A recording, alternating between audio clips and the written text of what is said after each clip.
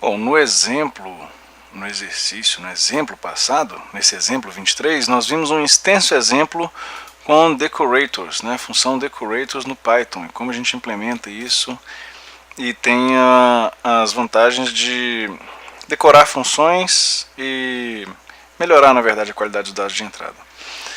Nesse exemplo de agora, nós vamos ver o que a gente chama de memoization, né? Ou memorização. Não é memorização, mas tem a ver. Mas a palavra não é memorização propriamente dita. Memoization é uma técnica para aumentar a velocidade dos programas quando por uma função que armazena os resultados de chamadas de funções passadas. Então, você não tem aquela função original implementada puramente, mas você tem uma função complementar que armazena os resultados das chamadas das funções passadas, e quando você precisar usar os mesmos dados de entrada e implementar a mesma função, né, você já tem aquele resultado passado, e aí você reduz o tempo de resposta, porque você acumula como se fosse numa memória aqueles resultados daquela função quando ela já tivesse chamado aqueles valores no passado. Então, vamos ver aqui um exemplo para entender a função do memoization. E o fato de termos visto os decorators aqui nesse exemplo extenso passado nos dá base para entender o uso de memorização, ou memoization, junto com funções, e a gente vai implementar uma função de memorização, memoization, junto com um decorator, né? Decorar uma função usando essa funcionalidade da memorização. Não sei se essa palavra existe também, né? Mas aí tá, vamos definir a função clássica aqui da série Fibonacci, da ffib, n, que é o número de elementos o tamanho da série que nós queremos descobrir. Se n é igual a 0, retorna 0. Se não, se n é igual a 1, retorna 1. Se não, retorna uma função recursiva da função fib de n-1 mais fib de n-2. Então essa aqui é a função fib do Fibonacci. E agora nós vamos criar uma função, definindo uma função no mesmo esquema dos decorators aqui, né, def memoize. E aí veja que a funcionalidade do memoize é o seguinte: ele recebe um argumento que é uma função f. Na verdade, é a referência da função f, né, que é um objeto. E aí cria-se aqui um dicionário vazio, memo, um dicionário com 0 elementos. E aí define uma função interna a essa função memoize, o helper, que talvez seja a principal função. No final, o memoize vai retornar uma chamada à função helper, que irá implementar essa função helper, que demanda um argumento de uma x, né?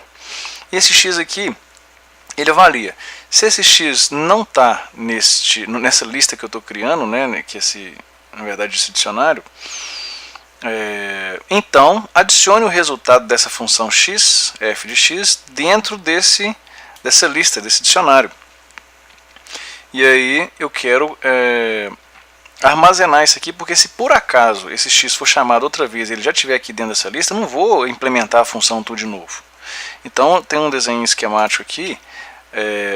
A função memoize, você tem aqui um dicionário vazio, e eu defino o helper. Se ele não está no memo, adiciono o resultado da função a essa lista, né, nesse dicionário, e aí ele retorna essa lista e chama-se o help quando você chama a função no memoize, né.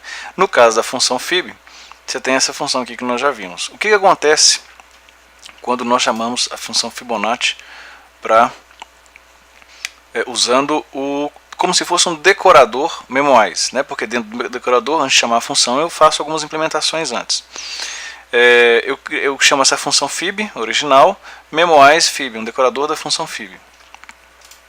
Nesse caso, ao executar fib é igual a memoize de fib, ele vai usar o decorador do memoize, que é isso aqui, e ele chama o helper. Dentro do helper ele avalia o fib. O resultado do fib está no histórico, E o histórico foi feito por quê? A função fib é essa função aqui, que se n é igual a 0, retorna 0, se não, retorna 1, se n é igual a 1, retorna 1, se não, retorna os resultados passados, de n-1 e n-2.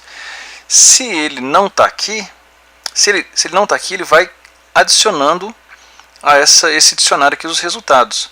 Mas se por acaso, quando você chama o helper, esses resultados passados estão armazenados, provavelmente estão, porque na função que você vai armazenando, você não precisa de implementar a função e fazer todas aquelas buscas daquela função que consome um tempo computacional exponencial da função de Fibonacci. E aí você tem uma resposta das chamadas aqui de um tempo muito mais rápido, porque as coisas já estão memorizadas, vamos dizer assim, numa lista do Python.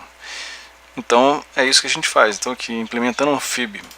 Lembra que o fib 30 já consumiu um tempinho. Então vou implementar aqui. Ele consome esse tempo. O 33 eu me lembro que ele consumiu um tempinho bem maior. E aí já temos aqui o resultado.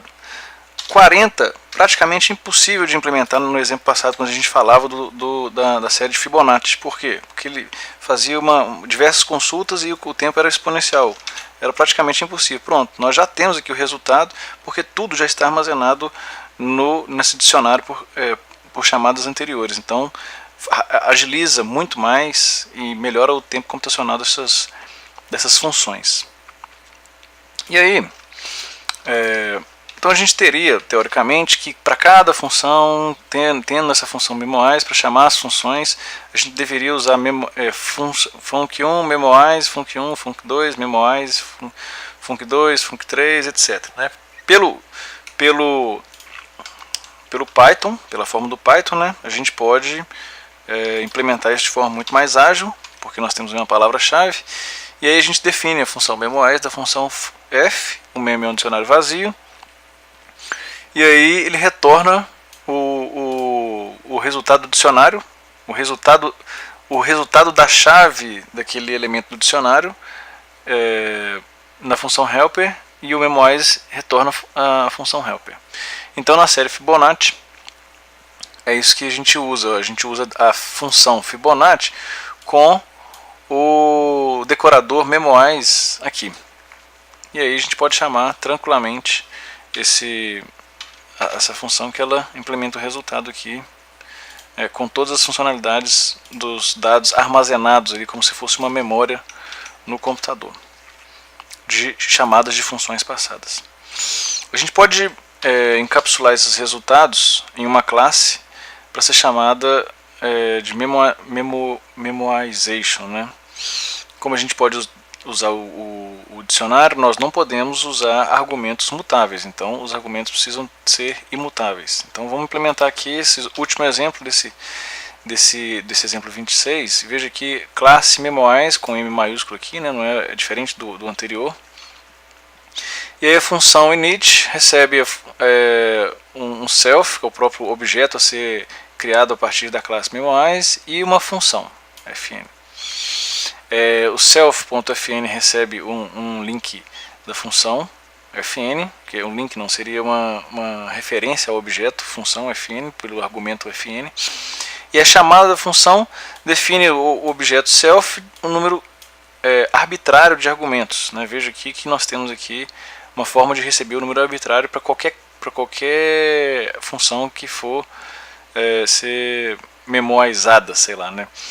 Se os argumentos não tiverem nesse dicionário, adicione os argumentos desse dicionário. O argumento desse dicionário passa a ser o self.função com seus argumentos. Ok? E aí retorna a função com seus argumentos a cada chamada dele. Então a gente usa aqui esse decorador do memoize acima da função fib, e aí ele está chamando aqui a classe memoize, e aí estamos usando a classe com funções. A função fib recebe um argumento aqui, no caso um inteiro 40, e ele implementa a função de Fibonacci, o cálculo de Fibonacci, e ele implementa da mesma forma como a gente viu nos exercícios anteriores ali para cima, né? Só que aqui na forma de chamada de funções da classe, ok? Então, como uma função é objeto, eu crio um objeto que está decorado pela classe, e aí ele faz as mesmas contas e gera os mesmos resultados. Então isso aí é a funcionalidade de memorização, memoization no Python.